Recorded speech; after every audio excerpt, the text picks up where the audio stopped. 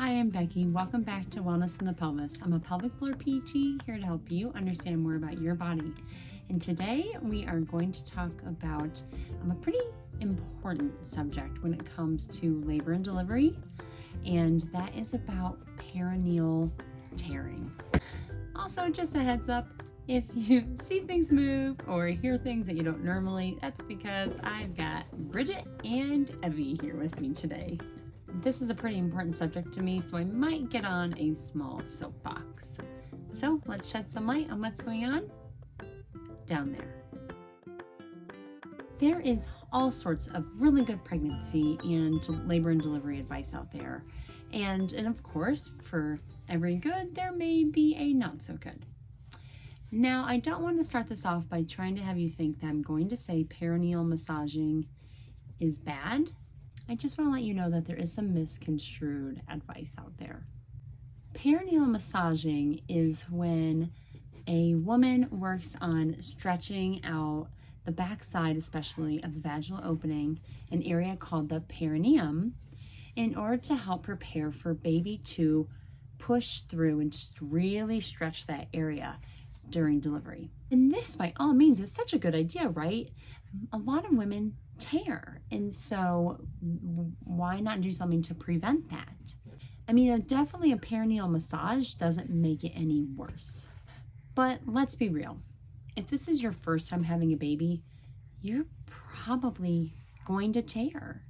Research has shown that if this is your first baby, you are up to 90+% likely to have some kind of perineal tear if you have a vaginal delivery.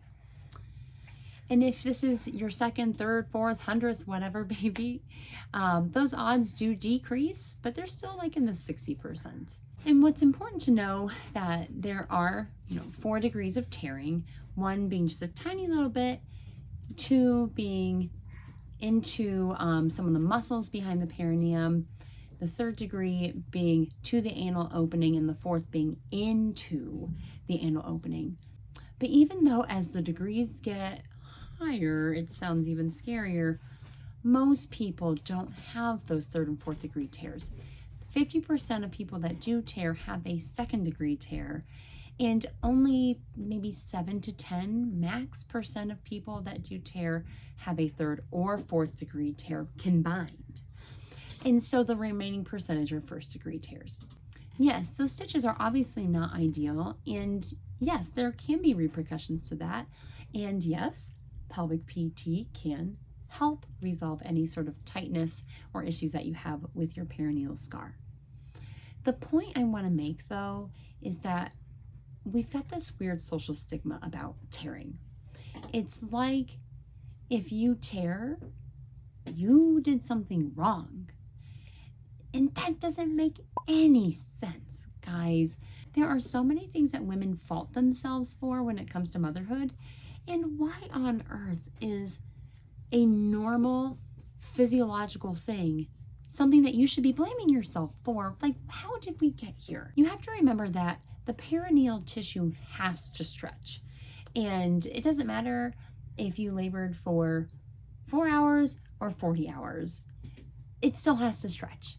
And sure, maybe there's a sweet spot somewhere in that time where your body gets enough time to really loosen up and stretch, but not so much that it's super swollen and can't stretch. But that's different for every person in every single delivery.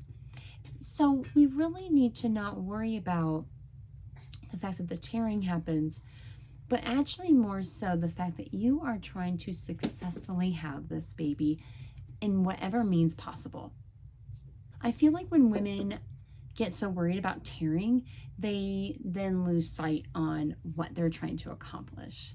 And when you get to the pushing phase, when tearing happens, that shouldn't be the thing that you are the most worried about. It should be pushing properly and keeping your body as relaxed as possible so that way you can keep doing the job. You're almost at the finish line. Come on, you can do this. Letting these little things trip you up is just going to make you slide back. You want to have this baby come whatever means possible, but of course you want to limit the negative effects on your body for longevity. But I'll tell you this, and I see a lot of women postpartum, a lot of them who have torn. They get better. Every once in a while, I have a person that has an issue with their perineal scar, and we work on it. We teach them things to do for home, and we help get it better in the office. This is not the end if you had a tear. So please share this with whoever needs to hear it, but especially those pregnant mamas out there, to help get you ready for the delivery that you were meant to have and put one less thing that you need to worry about. So what questions do you have? Share in the comments down below. Thanks for checking out my work, guys. Every time you guys check out my videos, I get even more excited to make the next one. We'll see you next time. Bye.